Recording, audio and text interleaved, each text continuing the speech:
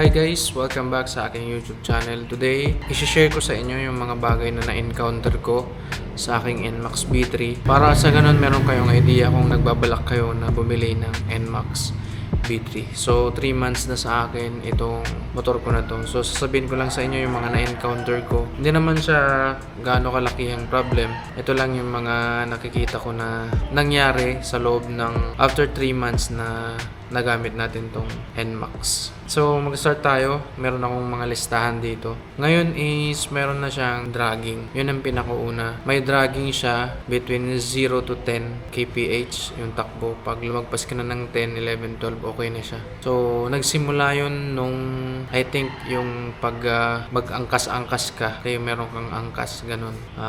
Dun ko lang naman nakita na nagganon na siya. Siguro dahil madumi na rin yung CVT kasi magpo 4,000 kilometer na siya eh. Sabi naman nila ang paglilinis ng CVT is nasa 6,000 odo. So 4,000 odo pa lang. Siguro dahil dito nga probinsya to, maalikabok, madumi. So madali sigurong dumumi yung CVT niya. So kailangan ng palinisan. So, sa susunod ay papalinisan natin yung kanyang CVT. Meron siyang konting vibration bago siya arangkada. Pero nawawala naman yun pag matagal mo na siyang gamit. Kumbaga na uminit na siya. Madalas talaga nung nag-start yun after 3 months, madalas na gumaganon talaga siya. So yun yung una. Dragging niya from 0 to 10 kph. Pangalawa, dapat malaman mo sa NMAX B3 bago ka bumili is mataas ang kanyang headlight pag meron ka ng angkas. So madali lang naman ang solusyon doon. Pwede mo namang i-adjust yung ano niya. Kasi may napanood na ako parang in-adjust nila. Meron lang silang ginalaw sa ilalim. Pero sa akin, hindi ko pa siya na-adjust sa ngayon. Kasi kapag mag-isa mo lang, sakto lang talaga yung level nung low beam niya. Sakto lang talaga, hindi nakakasilaw. Talagang sakto lang yung bato. Pero once na nag-angkas ka na, dun talagang umaangat siya. Projection ng kanyang ilaw. Which is, minsan natataasan yung mga kasalubong natin. Talagang naka-high beam din sila. Kasi akala nila naka-high beam ka na.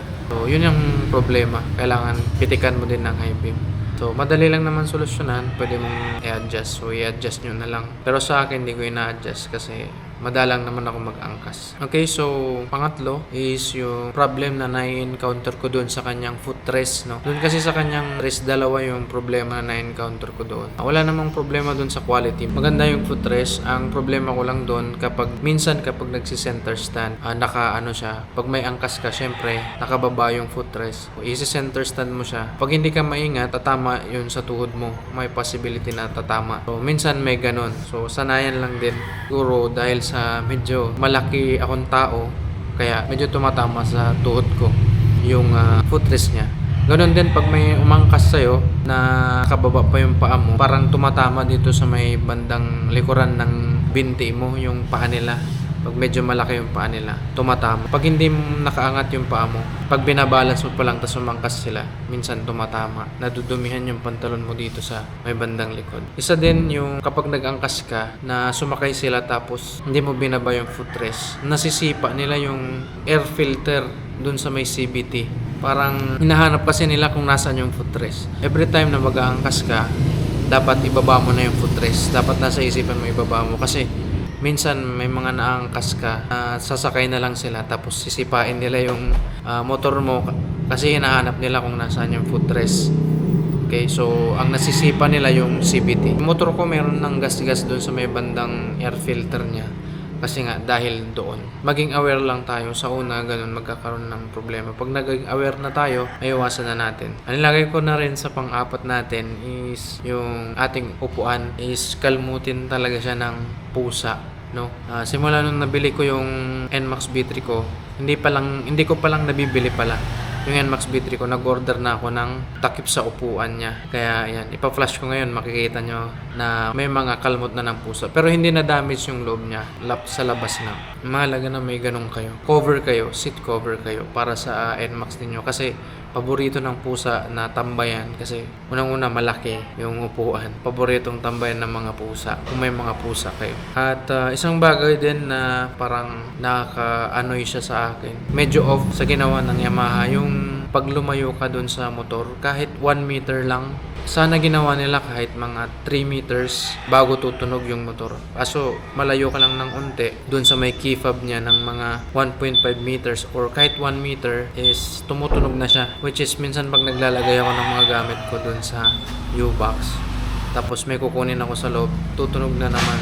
Kaya magpapalit lang ako ng damit, napaatras ako ng konti, is tumutunog na siya. So sana, pero para sa akin lang naman yun, medyo ano lang siya, lagi lang tumutunog. Pang-anim, pinakalas is minsan pag may mga times na umaangat yung minor nung motor. May nakita na rin akong ganitong issue sa Facebook page ng mga NMAX B3 na biglang umaangat yung kanyang minor. Sa akin, na-try ko yun pagka labas ko ng work, pagka out ko ng 5 PM, pinandar ko yung motor ko. Nung umarangkada na ako, ayos naman. Nung nag-minor ako, naka-minor yung throttle ko, pero umaandar pa rin siya. Dumediretso pa rin siya, para bang ang taas nung minor niya.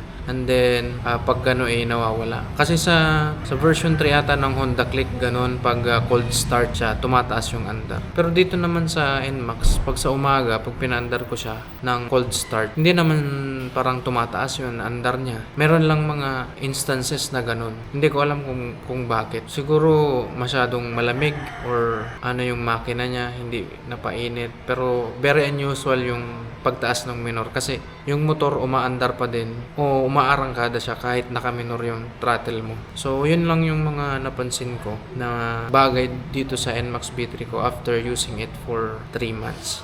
So itong mga bagay na to is kayang-kaya naman resolbahin. So yun yung mga gusto kong i-share sa atin na bagay na dapat mong malaman bago ka bumili ng NMAX V3. Pero sa kanyang performance is yun pa rin, very reliable engine at napakaganda gamitin. So daily use ko yung NMAX ko. I've been using it for 3 months. Daily use ko siya punta sa trabaho. So yun lang yung aking gustong ibahagi sa atin about sa ating NMAX B3 na I hope guys meron kayong natutunan. At kung hindi pa kayo nakasubscribe dito sa aking YouTube channel, please subscribe at support this channel.